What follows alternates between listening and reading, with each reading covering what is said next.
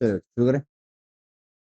यहाँ देखिए, तो जैसा कि आपको पता है ये चैप्टर है बेटे आपका इक्विलिब्रियम। इस चैप्टर में दो पोर्शंस है ना, एक तो है आपका केमिकल इक्विलिब्रियम और दूसरा है क्या, आयनिक इक्विलिब्रियम। ठीक है, तो पहला पोर्शन हम लोग क्या पढ़ने वाले हैं भाई, केमिकल इक्विलिब्रियम। ठीक, तो जो केमिकल इक्विलिब्रियम है इसमें आप बेसिकली पढ़ेंगे क्या, केमिकल रिएक्शंस जो है जब इक्विलिब्रियम में आती हैं तो उनके अंदर क्या क्या प्रॉपर्टीज है, क्या क्या कैरेक्टरिस्टिक्स है, या फिर उससे भी इंपॉर्टेंट पहले तो इक्विलिब्रियम होता क्या है।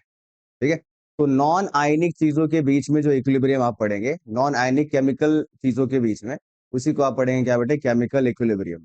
ठीक है, और वैसे ही जो आपका सेकंड पोर्शन होगा वो क्या होगा, आयनिक इक्विलिब्रियम। इसमें क्या होगा, इसमें केमिकल रिएक्शंस में क्या इन्वॉल्व होगा बेटे, आयंस इन्वॉल्व होंगे। ठीक है, अगर आयंस आपके इक्विलिब्रियम में आते हैं तो आप उसको बोलते हैं क्या, कि वो आयनिक इक्विलिब्रियम में एग्जिस्ट कर रहा है।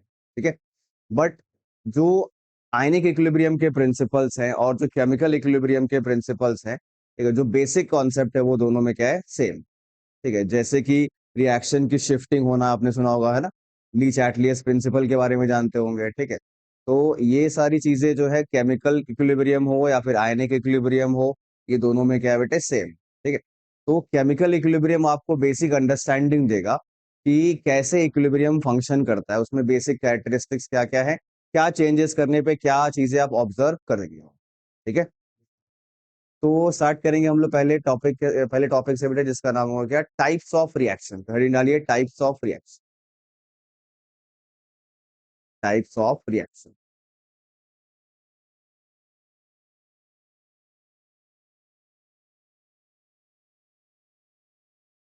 तो एक तरफ लिखेंगे बेटे टाइप्स ऑफ रिएक्शन में क्या, रिवर्सिबल, और एक तरफ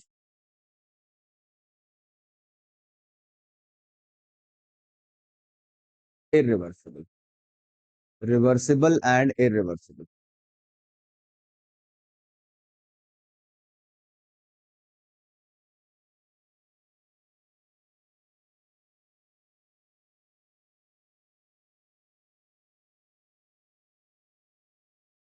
ठीक है, चलिए यहाँ देखिए बेटे, तो ये ना आपको नाम से समझ में आता है रिवर्सिबल और इरिवर्सिबल में क्या डिफरेंस होगा।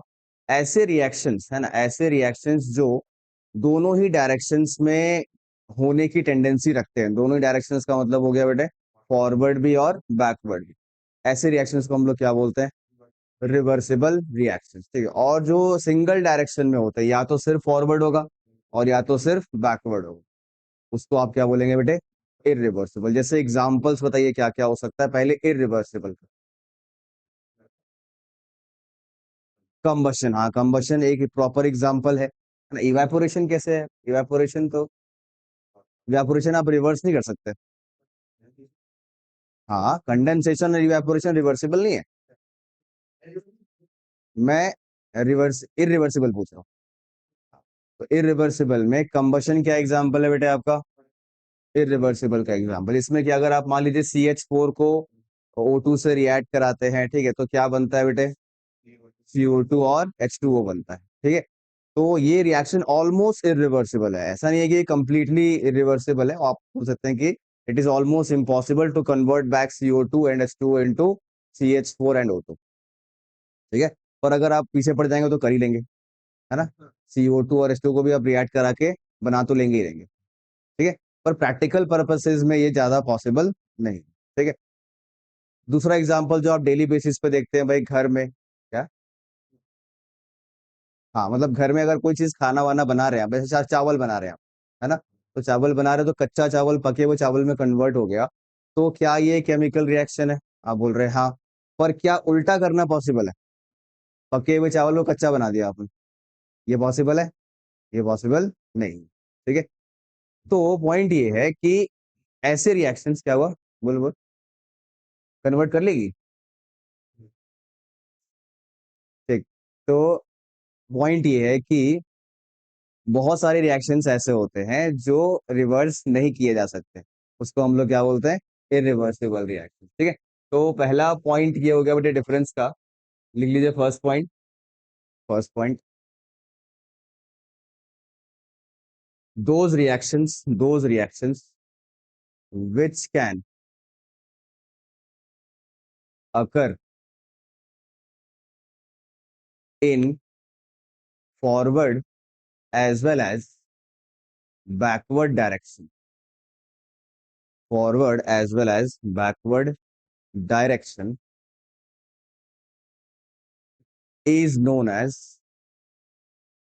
reversible reaction.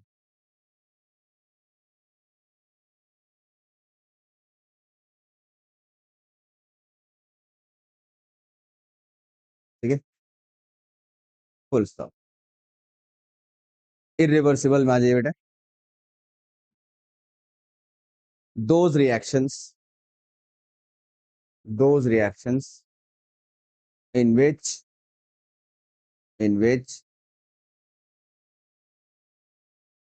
there is only unidirectional movement unidirectional movement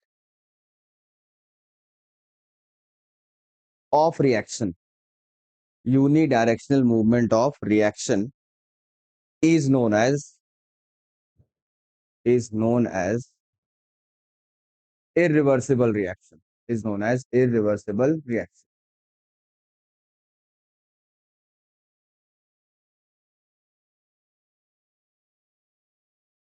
ठीक है बेटे, चलिए तो ये हुआ आपका फर्स्ट, जो कि पॉइंट ऑफ क्लासिफिकेशन ही है ना, फर्स्ट पॉइंट ऑफ डिफरेंस हुआ।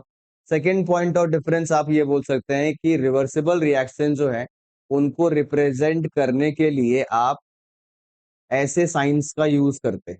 ठीक है, बहुत सारे बच्चों को कंफ्यूजन है कि ये साइन जो है ना ये इक्विलिब्रियम का है। ठीक है, ऐसा नहीं है, गलत है ये इक्विलिब्रियम का साइन नहीं। ठीक है, ये किस चीज का साइन है बेटे? ये है रिवर्सिबल रिएक्शन होने का। रिवर्सिबल रिएक्शन होने का मतलब क्या है कि ए और बी रिएक्ट करके फॉरवर्ड डायरेक्शन में क्या बना रहा है बेटे? सी और डी, है ना। और जैसे ही सी और डी बनना शुरू होता है, at the same instant simultaneously C और डी से क्या बनने लगेगा बेटे? वापस ए और बी बनेगा, जिसको आप कौन सी रिएक्शन बोल रहे हैं? Backward reaction. ठीक है, तो ऐसी रिएक्शन जिसमें दोनों ही सिग्निफिकेंट अमाउंट में होती है ना। कोई भी रेट जो है वो नेग्लिजिबल नहीं है, ना ही फॉरवर्ड का रेट नेग्लिजिबल है, ना ही बैकवर्ड। ठीक है, इसको बोलते हैं आप रिवर्सिबल। ऐसा साइन बना है, आप क्या बोलेंगे बेटे? रिवर्सिबल। इनफैक्ट जो आपका इक्विलिब्रियम का कॉन्सेप्ट है, चाहे वो केमिकल इक्विलिब्रियम हो या फिर आयनिक इक्विलिब्रियम, है ना, वो ज्यादातर एप्लीकेबल किस पे है? Reversible reaction. ठीक है, आप इरिवर्सिबल पे लगाएंगे पर वो ज्यादा सिग्निफिकेंट नहीं होगा। ज्यादा सिग्निफिकेंट आंसर्स आपको कहाँ मिलेगा?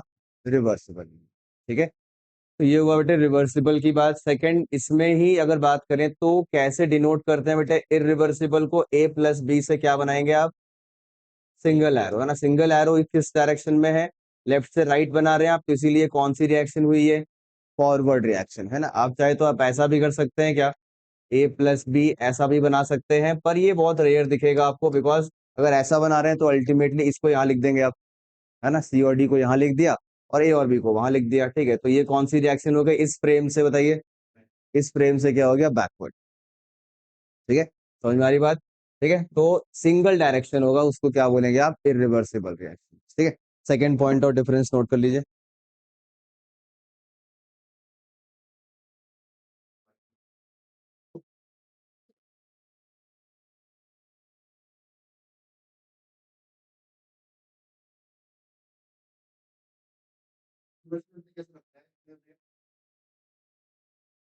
सिग्निफिकेंट नहीं है, क्योंकि इरिवर्सिबल का भी इक्विलिब्रियम कांस्टेंट एग्जिस्ट करता है और वो बहुत हाई होता है, बहुत हाई।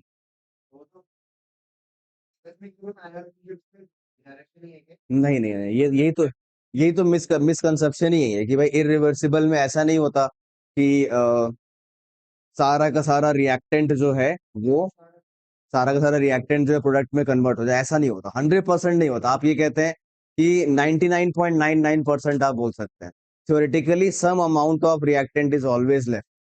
ठीक है, तो अगर आप थोड़ा बहुत रिएक्टेंट बचेगा तो इसका मतलब कहीं ना कहीं बैकवर्ड रिएक्शन भी हुआ है, कुछ ना कुछ तो हुआ है। ये होता है इरिवर्सिबल, है ना।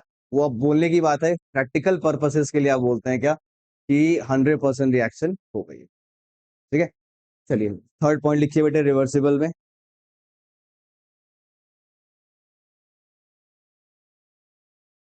After a certain time reversible में लिखेंगे बेटे, after a certain time the concentration of all the reactants and products, all the reactants and products becomes constant.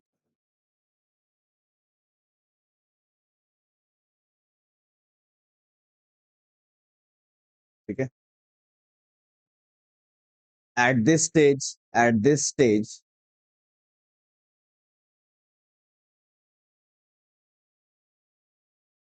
this reaction is this reaction is said to achieve equilibrium, said to achieve equilibrium.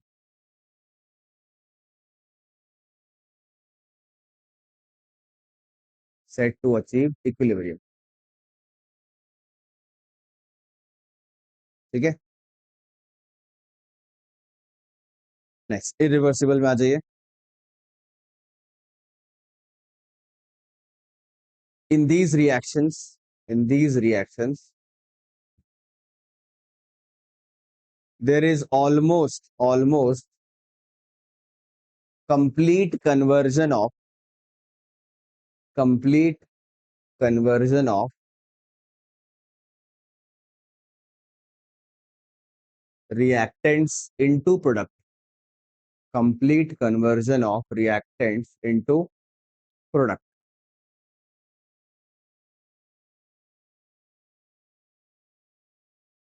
for for practical purposes, for practical purposes.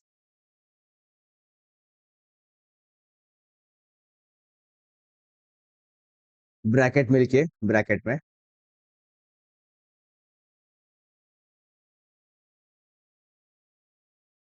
even for irreversible reactions, even for irreversible reaction, very small amount of reactant is left, reactant is left unreacted, unreacted.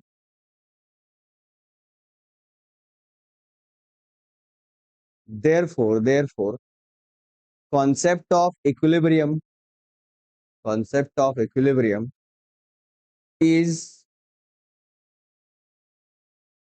applicable but not significant.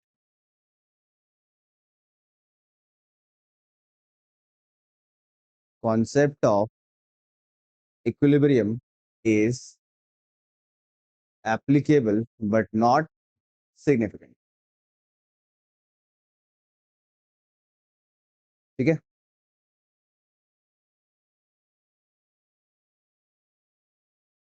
चलिए बेटे, तो ये हो गया आपका types of reaction. Next heading डाल दीजिए, types of equilibrium, types of equilibrium.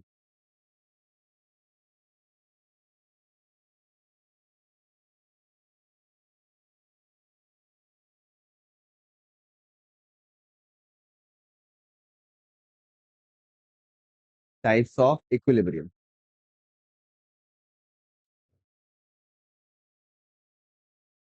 यहाँ देखिए बेटे, दो प्रकार से आप इक्विलिब्रियम को क्लासिफाई करते हैं. एक होता है क्या बेटे, फिजिकल इक्विलिब्रियम, और एक होता है क्या, केमिकल इक्विलिब्रियम. ठीक है, physical equilibrium and chemical equilibrium. ठीक, तो फिजिकल इक्विलिब्रियम में क्या होता है बेटे, जहां पर फिजिकल स्टेट चेंजेस इन्वॉल्व होते हैं. ठीक है, सिर्फ और सिर्फ क्या, फिजिकल स्टेट चेंजेस, कोई केमिकल चेंजेस इन्वॉल्व नहीं है, वैसे इक्विलिब्रियम को आप क्या बोलते हैं बेटे, फिजिकल इक्विलिब्रियम. जैसे एग्जांपल के लिए आपको पता है, किसी भी सब्सटेंस के बॉइलिंग पॉइंट पे जो उसका लिक्विड फॉर्म है, लेट अस सपोज वाटर ले रहे हैं बेटे. ठीक है, जो उसका लिक्विड फॉर्म है और जो उसका गैसियस फॉर्म है, ये दोनों किस में आ जाते हैं, इक्विलिब्रियम में आ जाते हैं. हाँ कि ना. ठीक है, इक्विलिब्रियम में आते हैं. ठीक है। इक्विलिब्रियम कंटेन करने के लिए आपको एक और बात का ध्यान रखना होगा, इसको अगर आपको स्टैब्लिश कराना है तो कंटेनर जिसमें आप ये करवा रहे हैं वो चीज क्या होनी चाहिए, क्लोज होनी चाहिए। कंटेनर कैसा होना चाहिए, क्लोज। ठीक है, तभी वहां पर इक्विलिब्रियम क्या कर सकता है बेटे, एग्जिस्ट कर सकता है। बात आ रही समझ में? ठीक है, तो ये एग्जांपल हुआ किसके, फिजिकल इक्विलिब्रियम का। और भी एग्जांपल्स लिख सकते हैं हम, जैसे मान लीजिए अगर मेल्टिंग पॉइंट की बात करें तो H2O सॉलिड जो है वो किस में कन्वर्ट होता है बेटे, लिक्विड में, है ना। ऐसे नहीं बोलते कि कन्वर्ट होता है, ऐसे बोलते हैं क्या कि इक्विलिब्रियम में होता है। कौन कौन सी चीजें, solid and liquid form of the substance, वो इक्विलिब्रियम में होता है। ठीक है, तो ये होता है बेटे कौन से टेम्परेचर पे, एट मेल्टिंग पॉइंट। ठीक है, तो इस प्रकार की जो इक्विलिब्रियम होती है उसे आप क्या बोलते हैं, फिजिकल इक्विलिब्रियम बोलते हैं। ठीक है यहाँ तक। अच्छा, केमिकल इक्विलिब्रियम में आपको पता है कि क्या चीजें इन्वॉल्व होंगी भाई, तो यहाँ पर केमिकल्स इन्वॉल्व होंगे, जैसे कि H2 और I2 की अगर आप रिएक्शन कराएं, ठीक है, तो ये एक प्रॉपर रिवर्सिबल रिएक्शन है जिसमें ये बन रहा है आपका, है ना, H2 प्लस I2 गिव्स क्या, HI, ये बन रहा है। ठीक है, तो यहाँ पर केमिकल्स इन्वॉल्व है, इसीलिए इनके बीच में जो इक्विलिब्रियम है उसको आप क्या क्या नाम देंगे बेटे, केमिकल इक्विलिब्रियम। ठीक है, यहाँ तक क्लियर है। लिखिए टाइप्स ऑफ इक्विलिब्रियम में, टेबल बनाइए।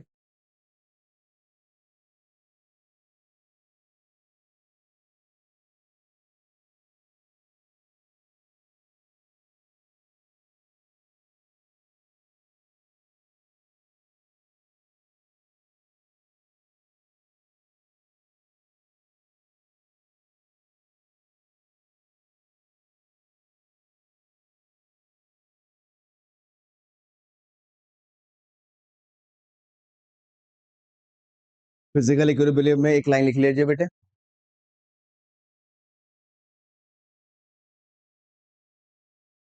इन such equilibrium, in such equilibrium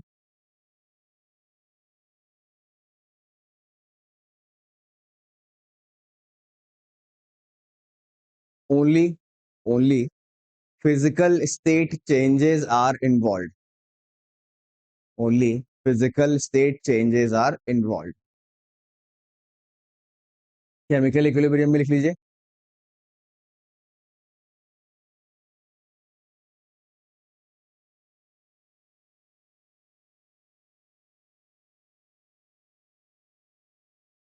chemical reactants are involve, chemical reactants are involve.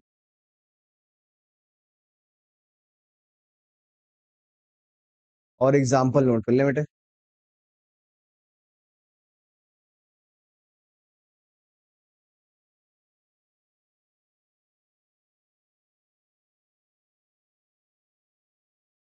और नोट में एक बात लिख लीजिए, any kind of equilibrium will be achieved, will be achieved, हाँ नहीं नहीं, इसी में अलग से नोट में, any kind of equilibrium will be achieved only,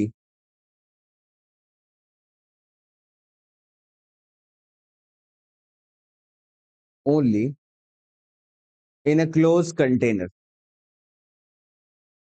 only in a closed container।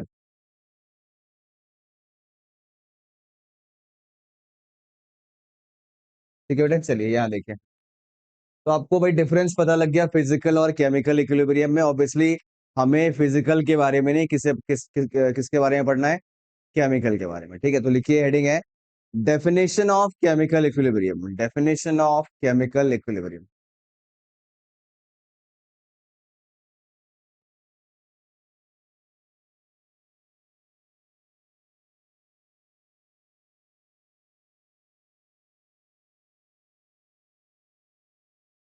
Definition of chemical equilibrium. ठीक है, यहाँ देखिए कैसे डिफाइन करते हैं बेटे केमिकल इक्विलिब्रियम को।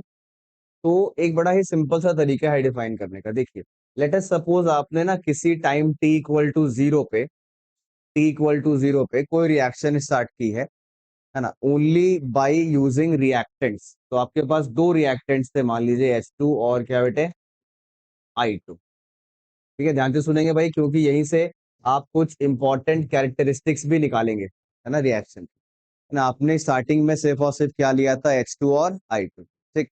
तो जैसे जैसे H2 और I2 रिएक्ट करना शुरू करेगा, वैसे वैसे इन दोनों की कंसंट्रेशंस क्या होने लगेगी, कम, है ना, और क्या बनना शुरू हो जाएगा बेटे, प्रोडक्ट। क्या बनेगा, प्रोडक्ट, है ना। तो प्रोडक्ट जो बनेगा उसको आप बोलते हैं कौन सी रिएक्शन, बताइए, फॉरवर्ड। इससे बन रहा है 2HI गैस। ठीक है। और जैसे ही at the same time HI बना, है ना, उसी इंस्टेंट पे बैकवर्ड रिएक्शन भी क्या हो जाएगी, शुरू हो जाएगी। ठीक है। तो अब आपको दिख रहा है क्या कि फॉरवर्ड भी चल रहा है बेटे, जिसको आप डिनोट कर रहे हैं RF से, रेट ऑफ फॉरवर्ड रिएक्शन। और बैकवर्ड भी चल रहा है, जिसको आप डिनोट कर रहे हैं किससे, RB से, रेट ऑफ बैकवर्ड रिएक्शन। तो स्टार्टिंग में क्या होगा कि रेट ऑफ फॉरवर्ड रिएक्शन जो है वो रेट ऑफ बैकवर्ड से क्या होगी बेटे, ज्यादा। मतलब नेट अमाउंट में अगर बात करें तो C और D की अमाउंट क्या करती रहेगी, इंक्रीज, हाँ कि ना। और A और B का अमाउंट क्या करता रहेगा, डिक्रीज करता रहेगा। क्लियर है ये। जैसे जैसे प्रोडक्ट की मात्रा बढ़ना शुरू होगी, वैसे वैसे रेट ऑफ बैकवर्ड रिएक्शन क्या होगा बेटे, बढ़ेगा। और रेट ऑफ फॉरवर्ड रिएक्शन क्या होगा, घटेगा। तो इस स्टेज पे अभी ऐसे हैं ये लोग, और ऐसे अगर इंक्रीज और डिक्रीज करेंगे, ठीक है, तो एक पॉइंट ऐसा आएगा जहां पर RF की वैल्यू किसके इक्वल हो जाएगी बेटे, RB के इक्वल हो जाएगी। करेक्ट है, ठीक है। तो अब आप बोलेंगे कि रिएक्शन ने क्या अचीव कर लिया, इक्विलिब्रियम। तो एक तरीके से केमिकल इक्विलिब्रियम जो है वो एक स्टेट ऑफ रिएक्शन है। वो क्या है, स्टेट ऑफ रिएक्शन। ठीक है। ये वो स्टेट है जहां पर rate of forward and rate of backward reaction दोनों क्या हो जाते हैं, एग्जैक्टली इक्वल हो जाते हैं, एग्जैक्टली इक्वल हो जाते हैं। पॉइंट आया समझ में, ठीक है। तो ऐसा होने से क्या क्या इस रिएक्शंस के बारे में आप बोल सकते हैं, ठीक है, ये हम लोग जानेंगे कैरेक्टरिस्टिक्स ऑफ किसमें, केमिकल इक्विलिब्रियम। ठीक है। पहले लिखेंगे डेफिनेशन। ठीक है। Starting from a certain amount of reactants only, starting from a certain amount of reactants only, comma, it is observed that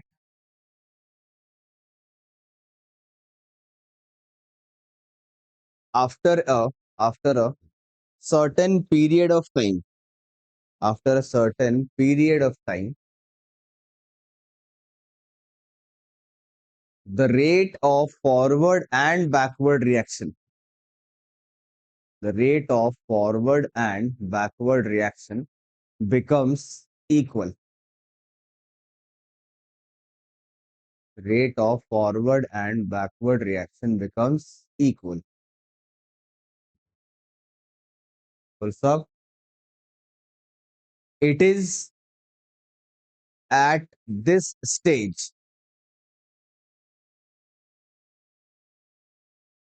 it is at this stage, comma, the reaction is said to achieve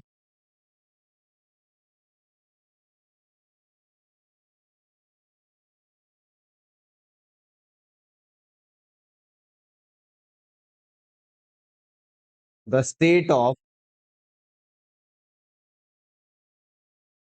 reaction is said to achieve the state of chemical equilibrium.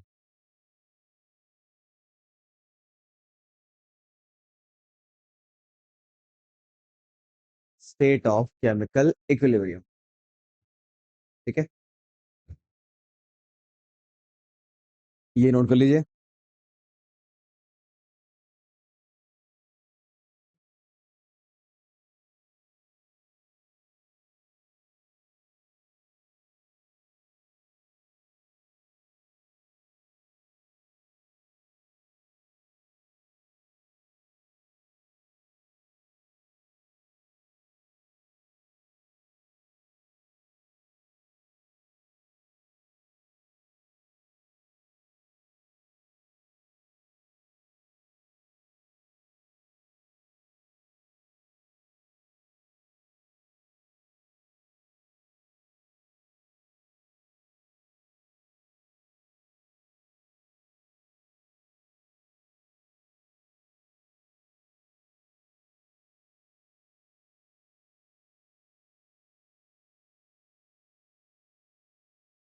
वो फिर गायब है लड़का आज। क्या समस्या है उसकी? अल्टरनेट आता है।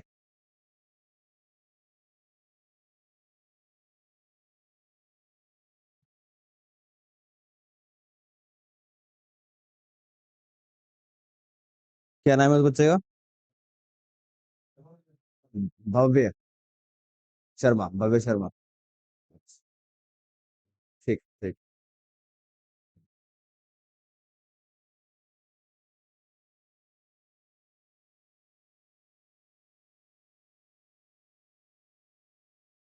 चलिए बेटा यहाँ देखिए, नेक्स्ट लिखिए characteristics of equilibrium. Characteristics of equilibrium.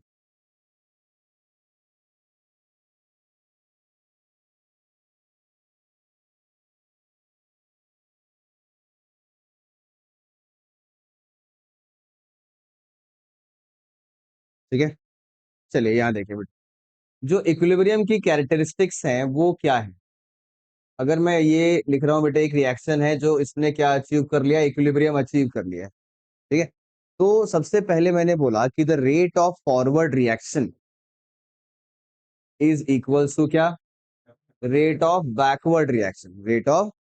तो इसका मतलब समझिए क्या है, रेट ऑफ फॉरवर्ड रिएक्शन का मतलब क्या है, अभी भी फॉरवर्ड रिएक्शन हो रहा है, अभी भी फॉरवर्ड रिएक्शन हो रहा है। ठीक है, और रेट ऑफ बैकवर्ड का क्या मतलब है, कि बैकवर्ड रिएक्शन अभी भी चल रही है। ठीक है, मतलब ये दोनों की जो वैल्यूज है ना बेटे, वो क्या है, नॉन जीरो। ये वैल्यूज क्या है, नॉन जीरो। तो नॉन जीरो होने का मतलब क्या है, कि ऐसा नहीं हुआ कि ए और बी या फिर सी और डी बिल्कुल ही रिएक्ट नहीं कर रहे, मतलब रिएक्शन बंद हो गई है, ऐसा नहीं हुआ है। ठीक है, ये आपको अपीयर हो रहा है कि रिएक्शन क्या हो गई है, बंद हो गई है। क्यों? बिकॉज दोनों तरफ से रेट क्या हो गया बेटा, इक्वल हो गया। दोनों तरफ से रेट क्या हो गया, इक्वल हो गया। ठीक है, तो आप ऐसा इसको इसको ऐसे समझते हैं भाई, फिजिक्स में जैसे मान लीजिए एक ब्लॉक रखा है ना, अगर आप एक तरफ से फोर्स लगाना शुरू करेंगे तो क्या ये ब्लॉक मूव करेगा? करेगा।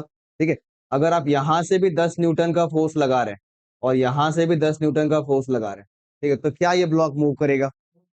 तब ये ब्लॉक मूव नहीं करेगा। ठीक है, तो कुछ कुछ ऐसा ही हो रहा है ना। और अगर ये भी नहीं लगा रहे और ये भी नहीं लगा रहे, जीरो और जीरो है दोनों तरफ, तब भी ब्लॉक मूव नहीं करेगा। ठीक है, तो यहां पर कौन सा वाला केस है, जीरो वाला केस है कि 10-10 वाला केस है? 10-10 वाला केस है। मतलब इधर से भी फॉरवर्ड रिएक्शन हो रही है, इधर से बैकवर्ड रिएक्शन भी हो रही है, लेकिन दोनों के रेट एग्जैक्ट इक्वल होने के कारण आपको ऐसा अपीयर हो रहा है रिएक्शन में कि रिएक्शन में कोई मूवमेंट नहीं है, पर अंदर ही अंदर मूवमेंट है। ऐसे प्रकार के इक्विलिब्रियम को हम लोग दो वर्ड से जानते हैं बेटे, एक होता है क्या, सूडो इक्विलिब्रियम। एक क्या होता है, सूडो का मतलब क्या हो गया, नकली, फॉल्स। हाँ, ठीक है। और दूसरा होता है डायनामिक इक्विलिब्रियम। कैसा होता है, डायनामिक। ये आपने फिजिक्स में शायद इक्विलिब्रियम के टाइप्स पढ़े होंगे, है ना, स्टेबल, अनस्टेबल और ऐसा कुछ कुछ पढ़ा होगा आपने, है ना, न्यूट्रल भी पढ़ा होगा। ठीक है, तो डायनेमिक इक्विलिब्रियम ये आपका टाइप है किसका, केमिकल इक्विलिब्रियम। तो पूछा गया भाई केमिकल इक्विलिब्रियम का नेचर कैसा है, आप क्या बोलेंगे वन वर्ड में, डायनामिक इक्विलिब्रियम, जिसमें कि दोनों तरफ से रेट ऑफ रिएक्शन हो रही होती है, पर नेट रेट क्या हो जाता है, जीरो हो जाता है। क्लियर है? फर्स्ट पॉइंट लिखिए, first point, at the state of equilibrium,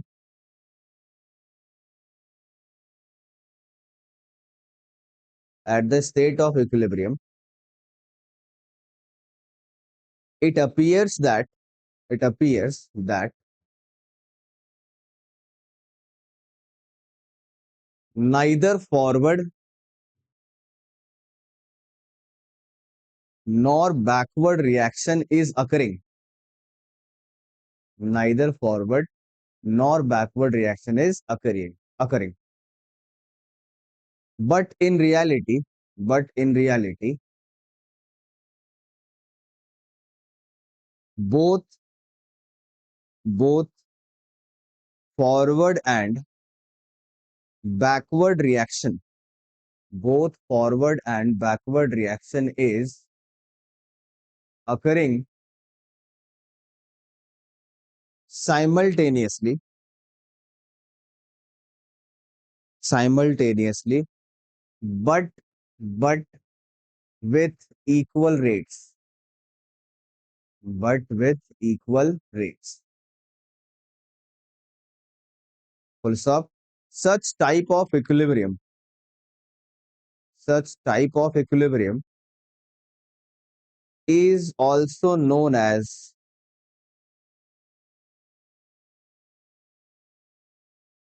dynamic equilibrium, is also known as dynamic equilibrium।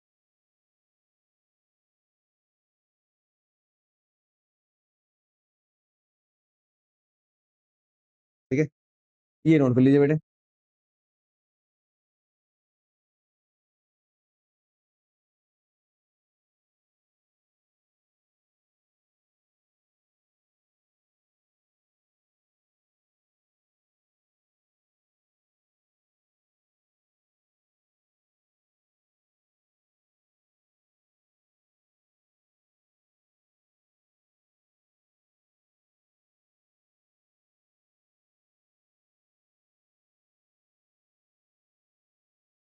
चलिए सेकंड कैरेक्टरिस्टिक्स लिखेंगे। At the state of equilibrium, at the state of equilibrium the concentration of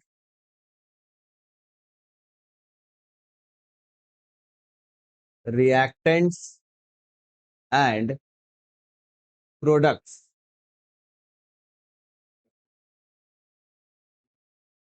becomes constant, becomes constant। full stop।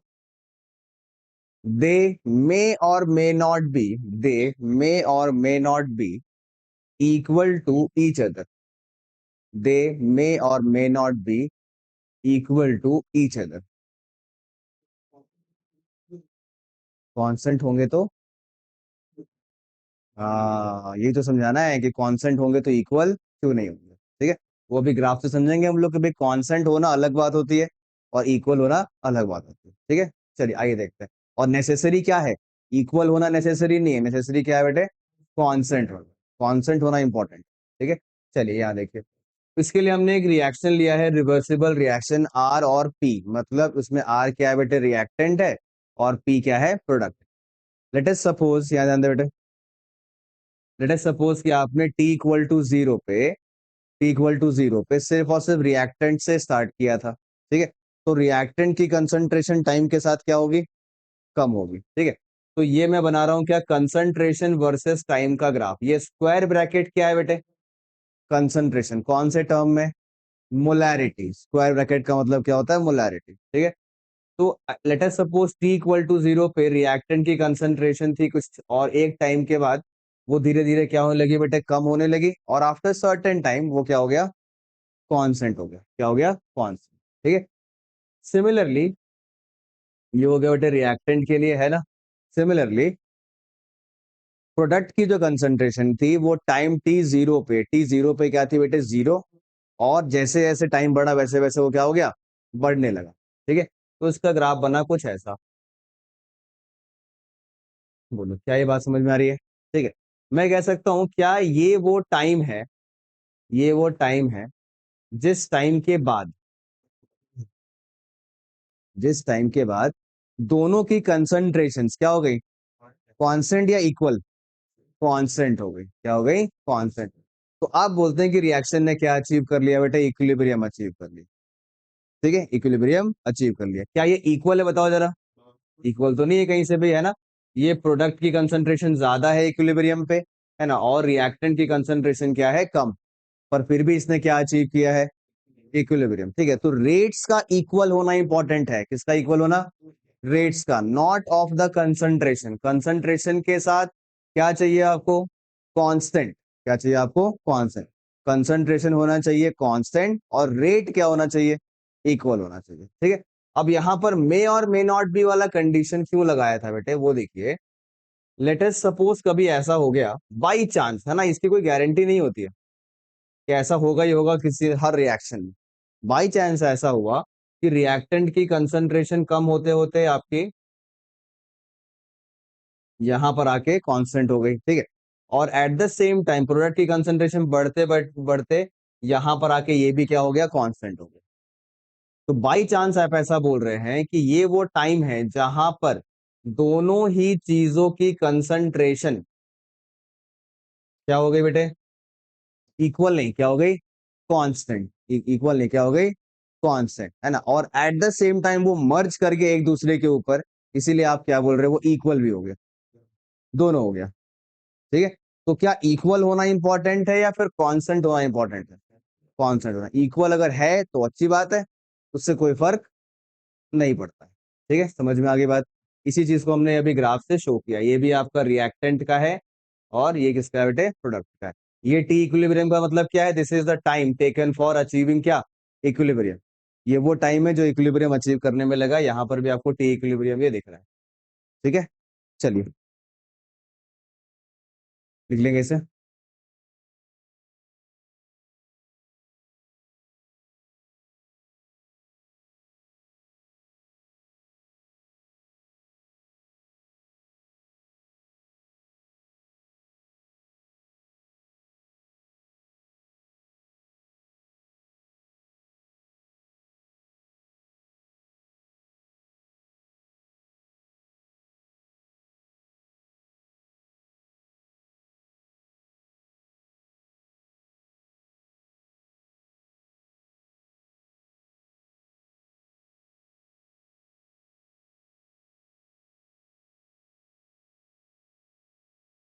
अच्छी बात है या बुरी बात है, ये कैसा सवाल है। देखो, इसकी नॉलेज जो है ना आपके रिएक्शन की परसेंटेज ईल्ड को बढ़ा सकती है। इक्विलिब्रियम की नॉलेज परसेंटेज ईल्ड को बढ़ा सकती है। जैसे एक प्रोसेस है हेबर्स प्रोसेस, है ना, हेबर्स प्रोसेस में आप N2 और H2 की रिएक्शन कराते हैं। ठीक है, तो वो भी ना एक रिवर्सिबल रिएक्शन, एक सर्टेन टाइम के बाद क्या होता है ना, NH3 का अमाउंट क्या हो गया, कांस्टेंट हो गया। समझ में आ रहा है, ठीक है। तो आप चाहते हैं कि भाई आपका जो N2 और H2 बचा हुआ है ना, रॉ मटेरियल है, उसको आप क्यों खराब कर रहे हैं, है ना, उसको आप यूज करना चाहते हैं। तो आप क्या करेंगे, कुछ ना कुछ करके आप उस इक्विलिब्रियम को कहाँ शिफ्ट करेंगे बेटे, आगे की तरफ, जिससे फॉरवर्ड की तरफ, मतलब है ना, जिससे कि जो भी आपका अनकंज्यूम्ड N2 और H2 है वो रिएक्ट करे और पूरा पूरा आपको मतलब अच्छा खासा ईल्ड मिले किसका, NH3 का। तो ये शिफ्टिंग करवाने के लिए आपको नॉलेज होना चाहिए किसके बारे में, इक्विलिब्रियम के बारे में। ठीक है, क्योंकि कई सारे रिएक्शन जो है वो मतलब रिवर्सिबल होते हैं।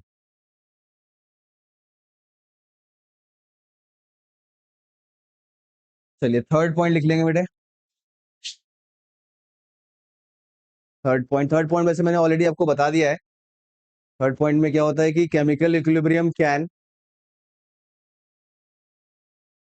Exist only in close vessel.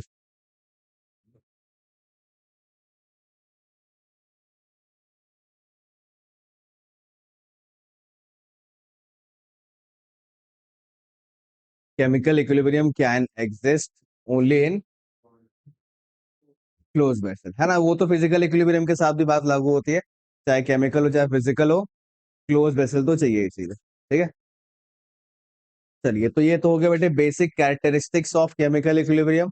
अब हम लोग आएंगे जो इसका सबसे इंपॉर्टेंट टॉपिक है, that is law of mass action. ठीक है, जिससे कि आपके स्टार्टिंग के बेसिक के कई सारे क्वेश्चंस बनते हैं। लॉ ऑफ मास एक्शन डाल दीजिए हेडिंग।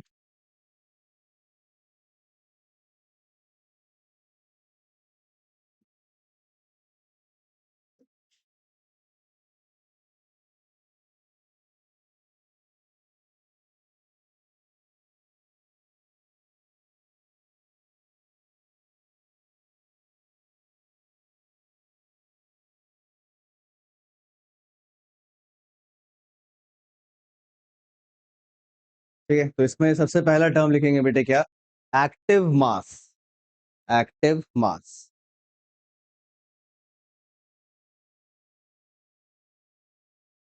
Active mass. ठीक है, चलिए देखिए एक्टिव मास क्या होता है, डेफिनेशन बहुत सिंपल सी है, एक्टिव मास है, देखिए that that amount of, that amount of reactant और product, that amount of reactant और product which actively participate in the reaction, which actively participate in the reaction,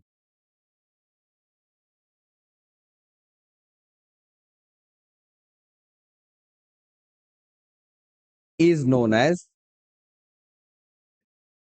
as active मास।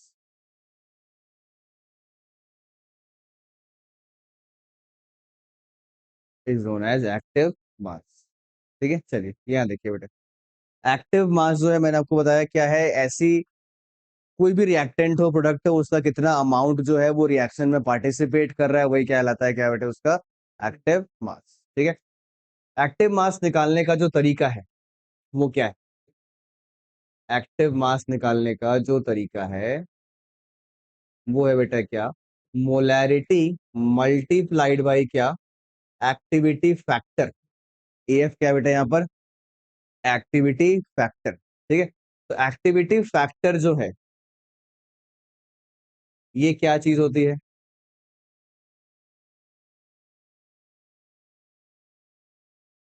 इसकी value बेटे depend करती है concentration of the solution पे, है ना, और फॉर वेरी डाइल्यूट सॉल्यूशन, है ना, अगर सॉल्यूशंस बहुत ज्यादा डाइल्यूट हैं तो ऐसे केस में एक्टिविटी फैक्टर जो है वो क्या बन जाता है बेटे आपका, 1।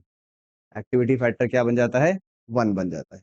ठीक है, अच्छा अगर एक्टिविटी फैक्टर 1 हुआ कौन से सॉल्यूशन के लिए बेटे, डाइल्यूट सॉल्यूशंस के लिए, तो आप ऐसा पाएंगे कि जो कंसंट्रेटेड सॉल्यूशंस होते हैं उसके लिए एक्टिविटी फैक्टर क्या होता है, लेस देन 1। क्या होता है बेटे वो, लेस देन 1। ठीक है, पर हमारा पूरा सिलेबस केमिकल इक्विलिब्रियम का, चाहे वो आयनिक इक्विलिब्रियम का हो, है ना, वो सॉल्यूशन को कैसा मानता है, डाइल्यूट। तो इसका मतलब हमारे केस में एक्टिविटी फैक्टर हमेशा क्या रहने वाला है बेटे, 1 रहने वाला है। ठीक है, तो देयर फोर हमारा जो एक्टिव मास है वो नॉर्मली क्या हो जाएगा बेटे, मोलैरिटी।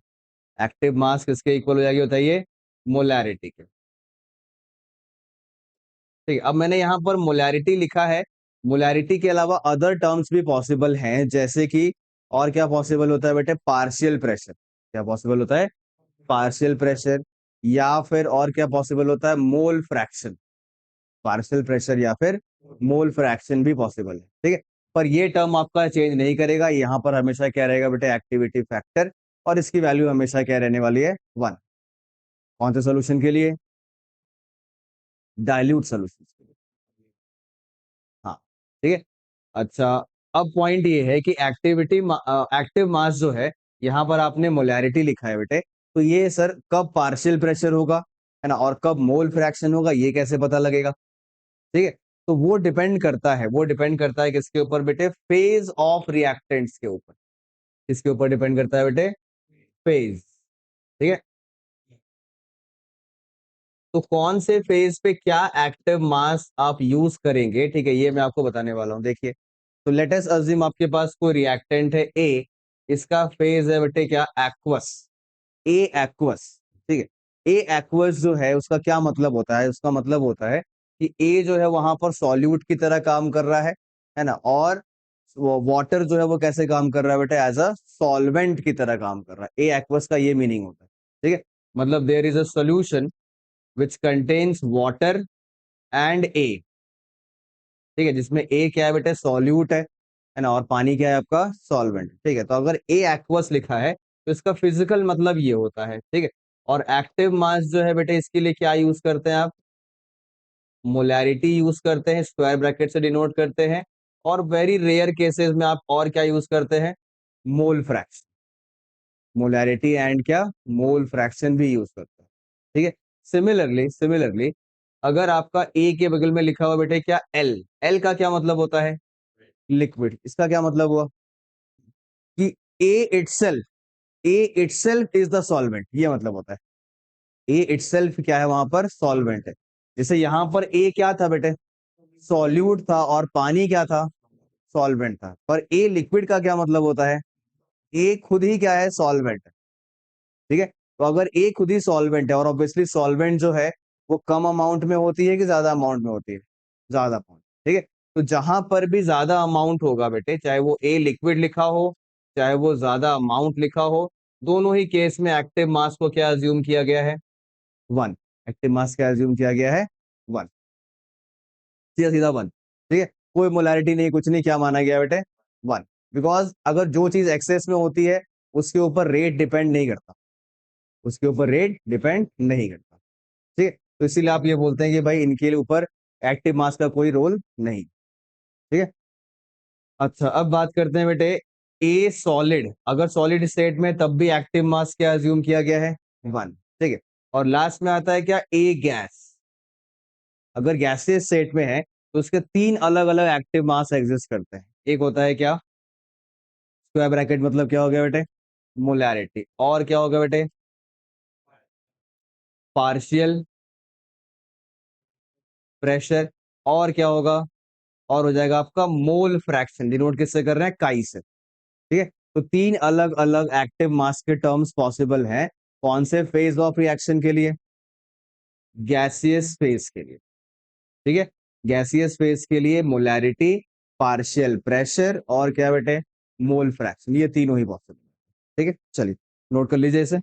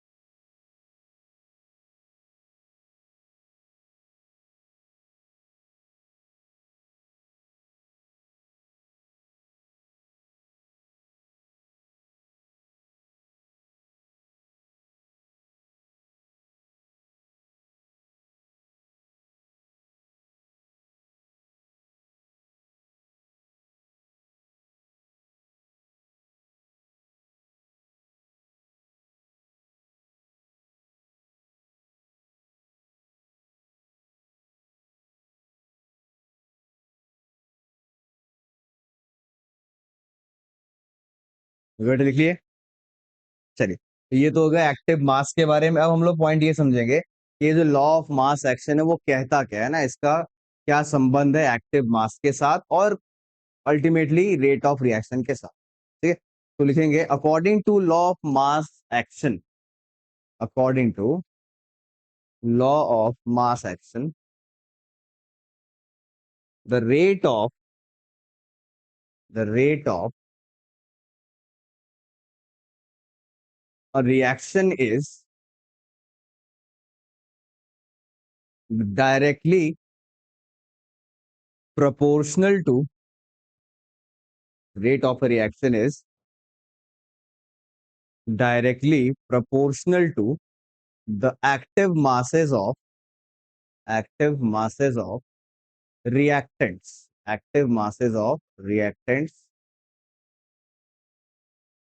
present in reaction।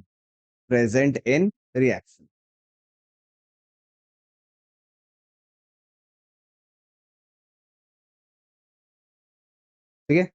चलिए यहां देखिए बेटे, अब पॉइंट ये है कि एक्टिव मास, जो लॉ ऑफ मास एक्शन है बेटे, वो क्या कहता है कि जो रेट ऑफ रिएक्शन है वो किसके ऊपर डिपेंड करेगा,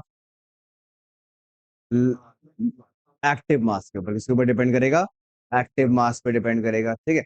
अच्छा, और एक्टिव मास किस पे डिपेंड करता है, वे कबाड़ी, फेज पे। किस पे डिपेंड करता है, फेज पे, कंसंट्रेशन, फेज पे डिपेंड करता है। अभी तो लिखवाया था ये, किस पे डिपेंड करता है एक्टिव मास, फेज पे, कौन सा फेज है उसके ऊपर डिपेंड करता है। ठीक है। तो फेज पे डिपेंड करता है। तो पहले आपको क्या करना पड़ेगा, अगर आपको law of mass action apply करना है, ठीक है, तो पहले आपको रिएक्शन का फेज फिक्स करना पड़ेगा, फेज को सेट करना पड़ेगा। ठीक है। तो वो फेज हमने सेट किया, एक जनरल रिएक्शन के लिए और अज्यूम कर लिया कि रिएक्शन कैसी है बेटे, एक्वस होमोजेनस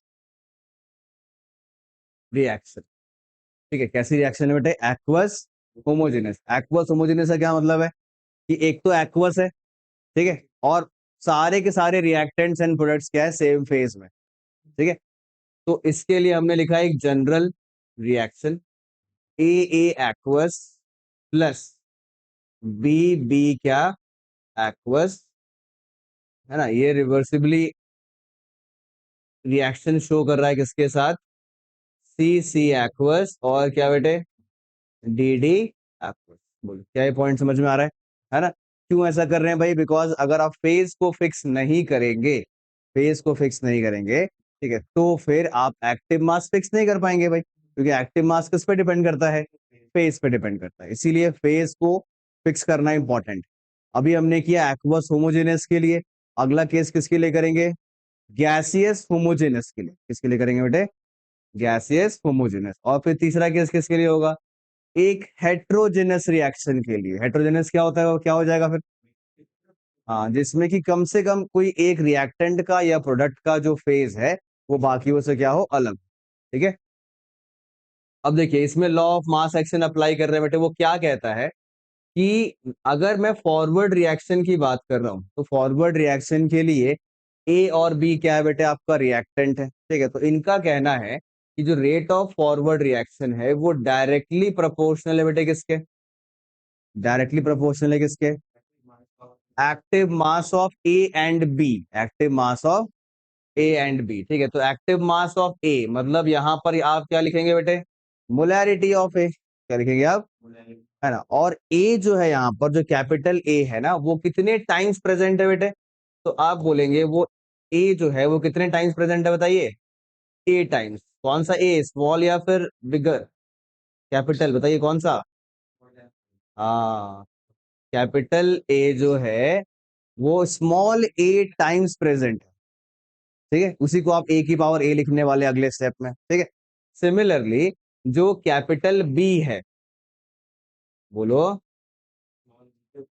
हाँ, वो कितने टाइम्स प्रेजेंट है मेरे भाई, हाँ, तो कैपिटल बी प्रेजेंट है कितने टाइम्स, स्मॉल बी टाइम्स। ठीक है, तो ये होगा रेट ऑफ फॉरवर्ड रिएक्शन, है ना।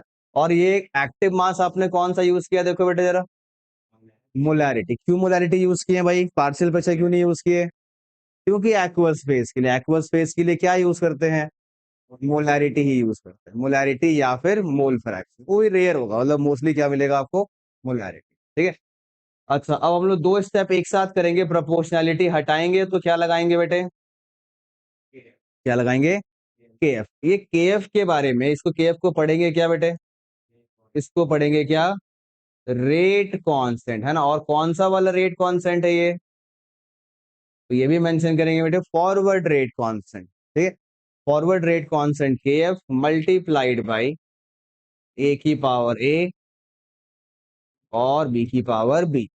इस रेट कांस्टेंट का लेना देना सिर्फ और सिर्फ किसके साथ होता है, function of temperature only, function of temperature only. ठीक है, ये हुआ फॉरवर्ड रेट ऑफ रिएक्शन किसी भी टाइम टी पे, किसी भी टाइम टी पे। ठीक है, अच्छा, वैसे ही अगर आप बैकवर्ड रेट ऑफ रिएक्शन लिखना चाहते हैं तो following the same trend I can write R B is equals to क्या, के बी मल्टीप्लाइड बाई सी की पावर सी, बताइए, और डी की पावर क्या, डी। क्या ये बात समझ में आ रही है, हाँ कि ना। ठीक है, जिसमें केबी को क्या पढ़ेंगे आप बताइए,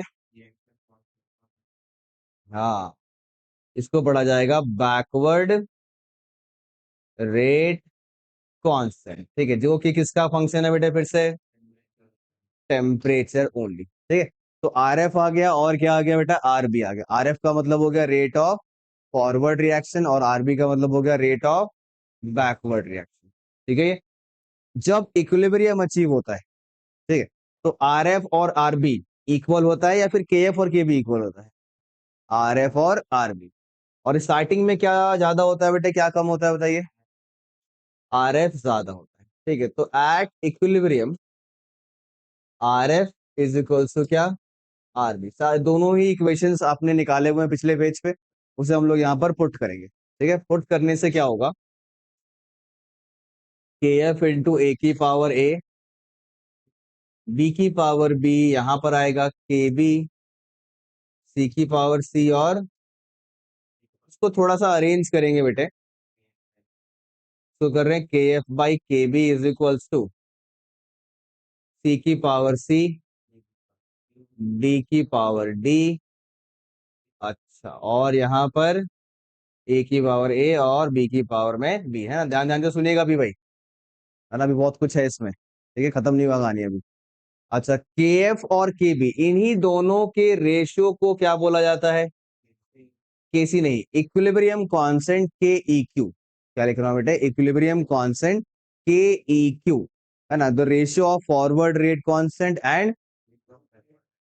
रेट नहीं, rate constant of backward reaction, ठीक है, फॉरवर्ड और बैकवर्ड का जो रेट कांस्टेंट है, इसी के रेशियो को आप क्या बोलते हैं बेटा, इक्विलिब्रियम कांस्टेंट, है ना। अब यहां पर आप कौन सा सबस्क्रिप्ट का इस्तेमाल करेंगे, वो डिपेंड करता है कि आपने एक्टिव मास कौन सा चूज किया है। ठीक है, तो क्योंकि अगर आपने एक्टिव मास यहां पर मोलैरिटी का यूज किया है, इसीलिए इक्विलिब्रियम कांस्टेंट को आप डिनोट करेंगे बेटा किससे, केसी से। अगर आपने active mass partial pressure choose किया होता, वैसे केस में आप क्या लिखते हैं, यहां पर केपी लिखते। आ रहा समझ में, केसी और केपी समझ में आ गया। वैसे ही अगर आपने मोल फ्रैक्शन यूज किया होता तो के एक्स लिखते। ठीक है, तो जनरल टर्म जो है वो इसका क्या है बेटे, जनरल टर्म है के ई क्यू, इक्विलिब्रियम कांस्टेंट, ठीक है, और depending upon the active mass use, it can be के सी, के पी और क्या, के एक्स। तो आपको पता है यहां पर तो आपने क्या यूज किया है बेटे, कंसंट्रेशन यूज किया, इसीलिए क्या रखेंगे आप, के सी रखेंगे। ठीक है, तो के सी इज इक्वल्स टू सी की पावर सी और डी की पावर डी बाई ए की पावर ए और बी की पावर बी। ठीक है, तो इसमें दो तीन चीजों का ध्यान रखिएगा। पहली चीज बता रहा हूं क्या, सबसे पहले तो ये जो आपने कंडीशन लगाई है बेटे, R F is equals to R B, ये कौन से टाइम पे लगाया है आपने, इक्विलिब्रियम टाइम पे। तो इसका मतलब यहां पर जो कंसंट्रेशंस रखे जाएंगे, ये कौन से टाइम वाले होंगे, सिर्फ और सिर्फ इक्विलिब्रियम टाइम पे। यहां पर बहुत सारे बच्चे मिस्टेक करते हैं, इनिशियल कंसंट्रेशन देखा जो भी दे रखा है चारों का और वो पुट कर दिया सीधे, ऐसा नहीं है, है ना। अगर आपको केसी निकालना है तो कंसंट्रेशन कौन सी पता होनी चाहिए। ठीक है, तो यहां पर ये मेंशन करेंगे, ऑल कंसंट्रेशंस आर एट क्या, इक्विलिब्रियम टाइम, है ना। ये वो कंसंट्रेशंस हैं जो इक्विलिब्रियम अचीव होने के बाद बचे हुए हैं, वो कंसंट्रेशंस पुट करना है आपको, इनिशियल वाला नहीं। ठीक है, अच्छा, अब सोचिए, अगर आप कंसंट्रेशन ऑफ बी को डिस्टर्ब करते हैं, बी को करते हैं इंक्रीज, कंसंट्रेशन ऑफ बी को क्या करते हैं आप, इंक्रीज, तो केसी की वैल्यू क्या होगी, डिक्रीज होगी, है ना। और डी डिक्रीज करेंगे तब क्या होगा, तब भी डिक्रीज होगा, नहीं, गलत जवाब मेरे भाई। KC is a function of temperature only, ये बताया था देखो भाई, के एफ और के बी किसका फंक्शन है, टेम्परेचर का, तो केसी भी किसका फंक्शन होगा, टेम्परेचर का। तो बताइए, बी को इंक्रीज करने से केसी क्या रहेगा, कांस्टेंट रहेगा, लेकिन मैथमेटिकली कैसे बैलेंस होगा फिर, हाँ, तो इसके अलावा जो तीन टर्म बचे ए सी और डी, वो आपस में ऐसे एडजस्ट करेंगे, ऐसे कॉम्पनसेट करेंगे कि केसी की वैल्यू क्या रहेगी बेटे, सेम रहेगी। हमारी बात समझ, और इसी चीज को यूज करके पता है आप क्या करते हैं, इसी चीज को यूज करके आप रिएक्शन की शिफ्टिंग कराते हैं, क्योंकि केसी रहता है फिक्स, टेम्परेचर कांस्टेंट रखना है आपको, केसी रहेगा फिक्स। अब आप क्या चाहते हैं भाई, कि किसी प्रकार से ना, मान लीजिए आप चाहते हैं कि सी और डी को बढ़ाया जाए, सी और डी को क्या किया जाए, बढ़ाया जाए। ठीक है, तो कुछ मत करो, बाहर से ए और बी डाल दो, ए और बी, तो देखो कैसे मैथमेटिकली जो है आपको सी और डी ऑटोमेटिकली बढ़ाना पड़ेगा। अगर आप ए और बी को इंक्रीज करते हैं, ठीक है, तो भाई ये टर्म तो डिक्रीज करने लगा एक तरीके से, तो उसको बैलेंस करने के लिए, काउंटर करने के लिए सी और डी क्या करेगा, इंक्रीज करेगा, जो आपका पर्पस था वो पूरा हो गया। हाँ कि ना, या फिर दूसरा जुगाड़, अगर मान लीजिए आपके पास ए और बी है ही नहीं, तो दूसरा जुगाड़ ये है कि सी और डी निकाल लो वहां से, तो क्या फर्क पड़ेगा बताओ, हाँ, सी और डी कम होने लगेगा। ठीक है, तो वैल्यू कम होने लगी तो भाई ए और बी क्या हो जाएगा, कम हो जाएगा, ताकि ये वैल्यू फिर से, और ए और बी कम होने का मतलब क्या है, सी और डी का बढ़ना। पॉइंट आया समझ में? तो इस प्रकार से आपने इक्विलिब्रियम के कॉन्सेप्ट को समझ करके रिएक्शन की मैनिपुलेशंस अपने हाथ में रख ली कि भाई रिएक्शन किस तरफ मैं ले जाना चाहता हूँ, वो अपने हिसाब से हम लोग कर सकते हैं। ठीक है, तो केसी सिर्फ और सिर्फ किसका फंक्शन है बेटे, टेम्परेचर का। के एफ और के बी कैसे टेम्परेचर का फंक्शन है, ये आप पढ़ेंगे केमिकल काइनेटिक्स में। केमिकल काइनेटिक्स में इक्वेशन पढ़ते हैं आप, एक अरहेनियस इक्वेशन। कौन सी इक्वेशन, अरहेनियस इक्वेशन। ठीक है, क्या इक्वेशन थी याद है, हाँ, के इज इक्वल्स टू ए ई की power minus E A by R T, E A by R T. इसमें जो के पहला वाला के होता है ना, वही आपका रेट कांस्टेंट है। ठीक है, अगर ई ई ए क्या था बताइए, ई ए क्या था, हाँ, कौन सा, फॉरवर्ड या बैकवर्ड, हाँ, तो फॉरवर्ड एक्टिवेशन, तो के क्या बन जाएगा, के एफ बन जाएगा। के क्या बन जाएगा, के एफ। ठीक है, और भाई अगर आप ई ए की जगह ई बी रखेंगे तो के क्या बन जाएगा, के बी बन जाएगा। ठीक है, तो वहां पर आप अरेनियस वैसे इक्वेशन कहां पर पढ़ेंगे बेटे, केमिकल काइनेटिक्स में। ठीक है, ये बोलिए यहां तक समझ में आ गया। ठीक, चलिए नोट कर लीजिए इसे।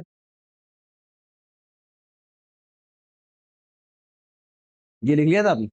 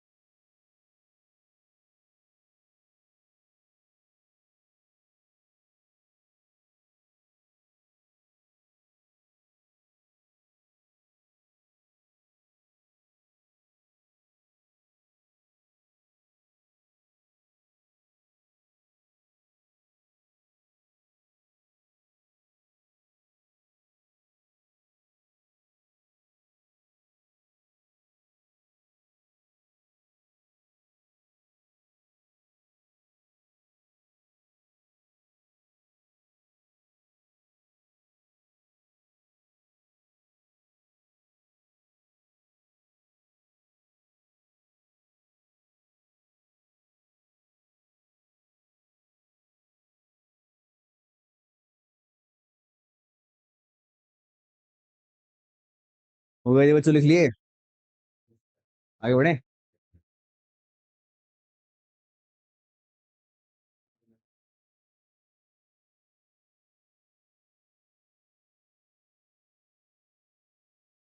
करूँ आगे।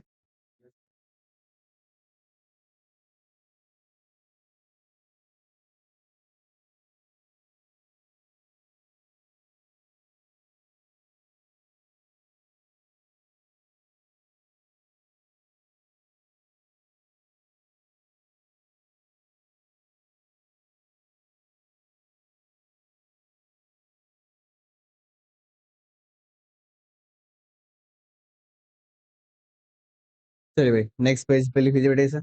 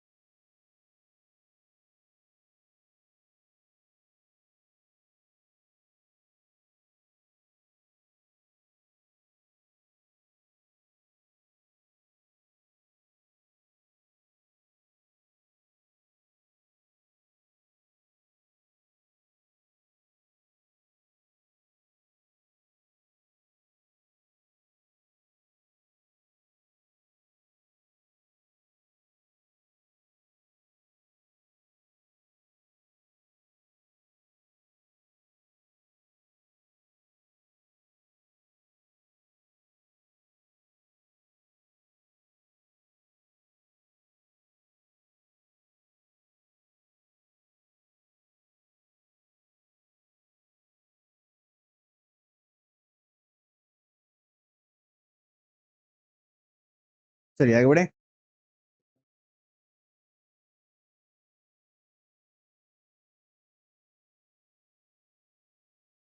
नोट पे लिख दीजिए बेटे, नोट में एक बात। KC is a function of, KC is a function of temperature only.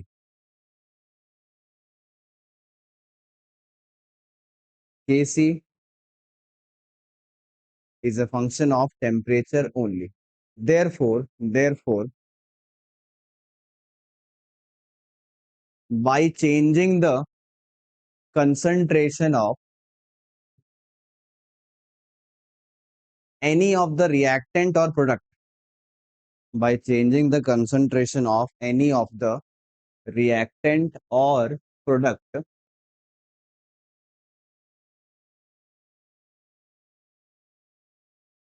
any of the reactant or product,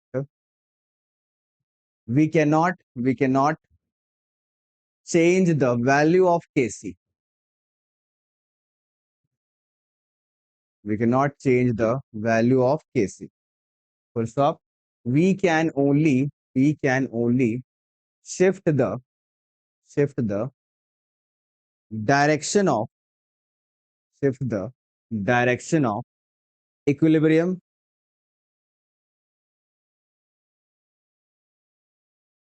of reaction. Shift the direction of equilibrium of reaction. Direction मतलब क्या होगा बेटे, पोजीशन को शिफ्ट कर सकते हैं आप, ठीक है।